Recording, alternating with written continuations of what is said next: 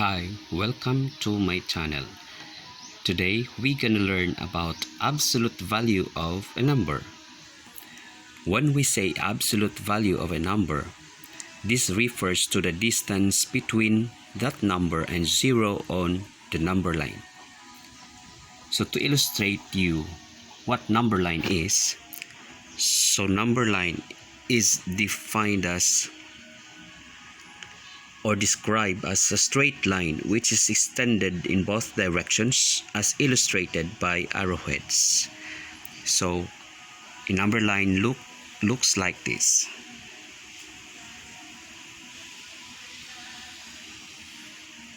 So it's a straight line where both ends has what we call the arrowheads. The middle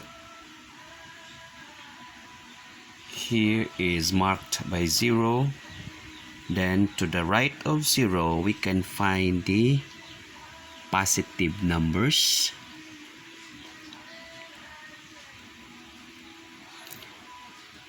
Then to the left of 0 we have the negative numbers or integers.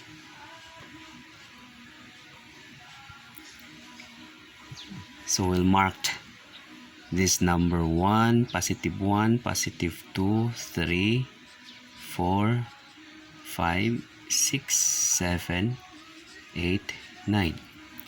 Negative 1, negative 2, negative 3, negative 4, negative 5, negative 6, negative 7, and 8. So the arrowheads here, both sides, it tells about that the integers are infinite. Okay. So going back to the absolute value of a number, this refers to the distance between that number and 0 on the number line. Like for instance, if we are going to locate positive 4 in this number line, here is the location of positive 4. And for negative 4, here is the location.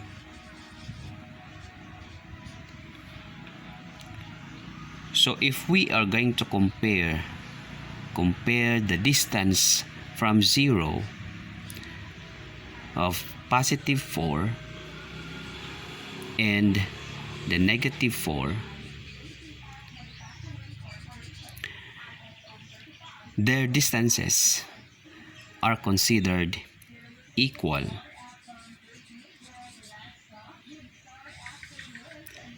They are equal in distance from 0.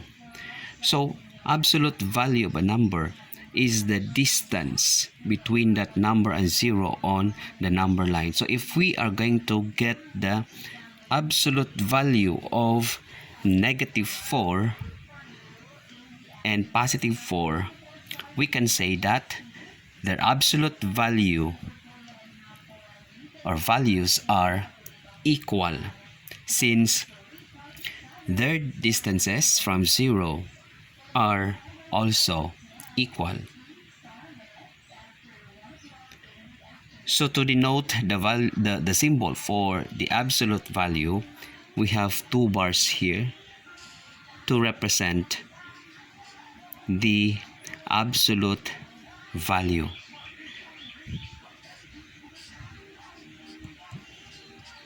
Okay, so again, if we are going to get the absolute value of negative 4, our answer is 4. And for positive 4, absolute value of positive 4, we have also 4. So that means the signs here are not considered in getting the absolute value of the number. What we are going to emphasize here is the distance of the number or integer from 0 using our number line.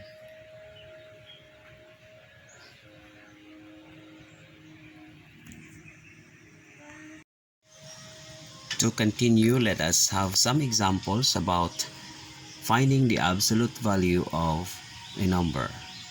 Examples,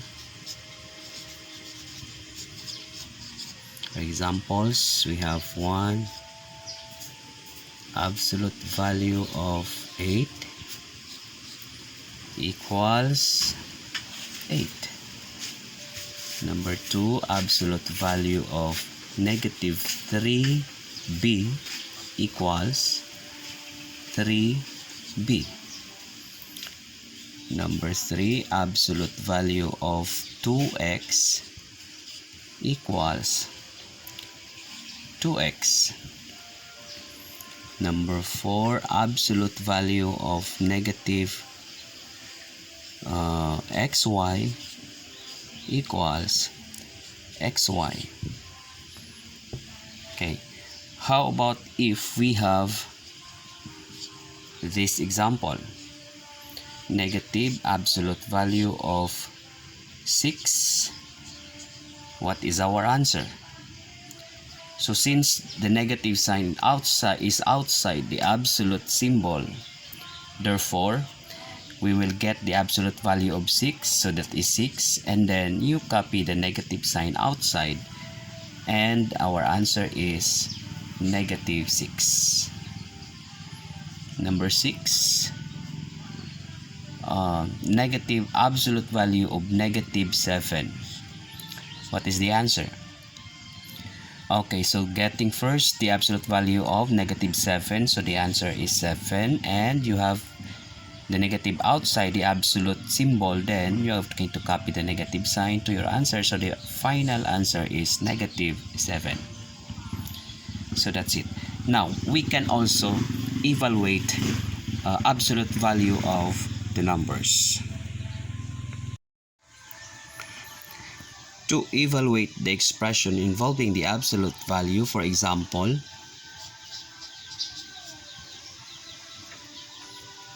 absolute value of x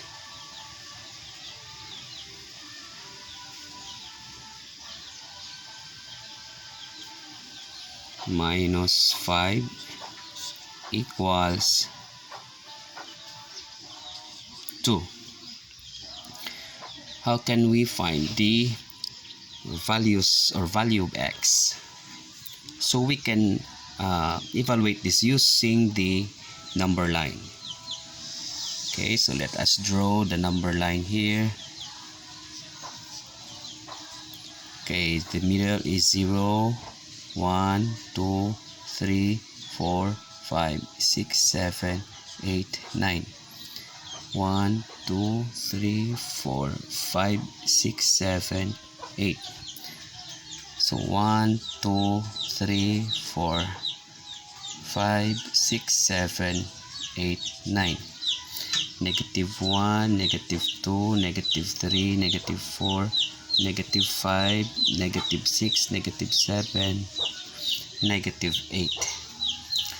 Okay, how can we evaluate this expression or this equation using or involving the absolute value? So first we are going to count. Since this is negative, we'll go to the positive side. 1, 2, 3, 4, 5. So here's the location of positive 5, and then we will count 2 units to the right and 2 units to the left. So we have 1, 2, 3. So here's the location, and 1, 2, 1, 2. Here's the location.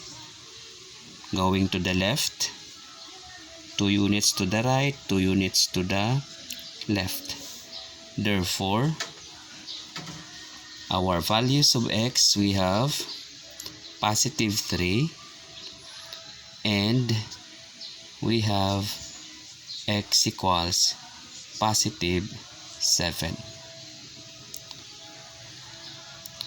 So here we have positive 3 and we have positive 7. So we have two values of x here, positive 3 and positive 7. Another example.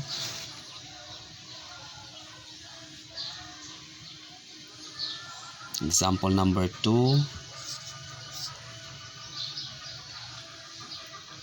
Evaluate x equals, absolute value of x equals 3. So using your number line 0, 1, 2, 3, 4, 1, 2, 3, 4.